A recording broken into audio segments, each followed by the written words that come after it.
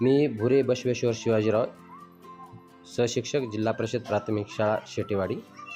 आपणाला working post संच मान्यतेसाठी टॅब सुरू झालेला आहे, त्याविषयी आपला व्हिडिओ तयार करत आहे.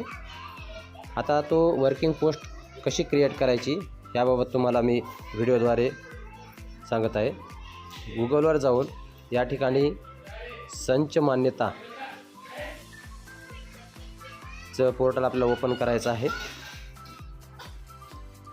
अशा प्रकारचा टॅब येईल. यामध्ये संच मान्यता हे टॅब ओपन करून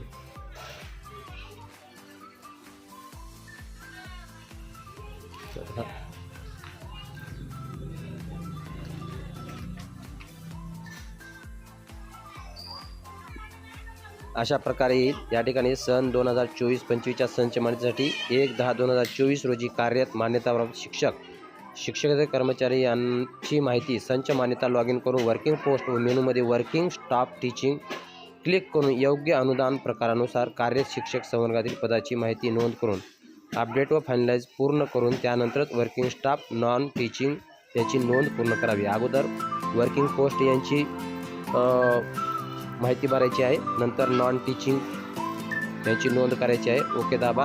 यानंतर आपल्याला शाळेच्या लॉग इनवर जायचं. शाळेचं लॉग इन इथं ओपन झालेलं आहे. त्यानंतर वर्किंग पोस्टवर टच केल्यानंतर या ठिकाणी वर्किंग स्टाफ टीचिंग याच्यावर क्लिक करायचं आहे.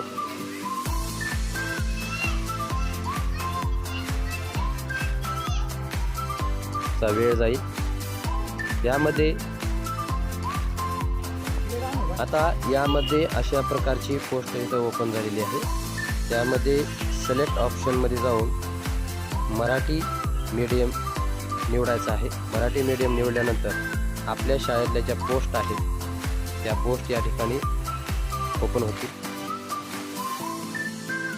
हेडमास्टर, असिस्टंट हेडमास्टर, सुपरवायझर, हे ग्रॅज्युएट टीचर. आता ज्या छोट्या शाळा आहेत त्यांच्यासाठी फक्त UGT हा पर्याय निवडायचा आहे आणि मोठ्या शाळेसाठी हेडमास्टर, ग्रॅज्युएट टीचर 6 ते 8 आणि अंडर ग्रॅज्युएट टीचर ह्या पर्याय निवडून आता या ठिकाणी माझ्या या शाळेमध्ये शिवनी या शाळेमध्ये एकच पोस्ट कार्यरत आहे. तर मी या कॉलममध्ये 1 टाकून मी काय करणार आहे, अपडेट करणार आहे.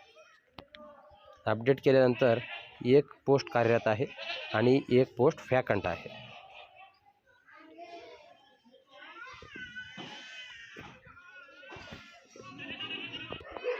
अपडेट झाल्यानंतर इथं हिरव्या रंगामध्ये डाटा अपडेटेड सक्सेसफुली असा मेसेज आपल्याला येऊन जाईल. त्यानंतर आपल्याला काय करायचं आहे की पुन्हा मराठी निवडून आता या ठिकाणी जी आपण माहिती अपडेट केलेली आहे तीच माहिती येते का हे आपल्याला पाहणं गरजेचं आहे. आलेली आहे. मी 1 अंडर ग्रॅज्युएट टीचर UGT जी पोस्ट जी आहे इथं मान्य पदं 2 आहेत आणि 1 कार्यरत आहे, 1 वॅकंट आहे. जे कार्यरत आहे तेच आपल्याला इथं टाकून द्यायचं आहे आणि इथं टोटलमध्ये 1 आलेलं आहे.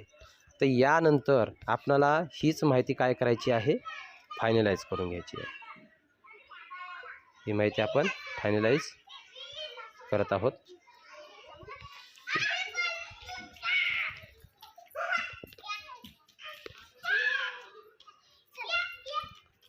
Do you really want to finalise? तर इथं ओके हा पर्याय निवडायचा आहे. ओके पर्याय निवडला तर आपली माहिती डाटा फायनलाइज झालेला आहे.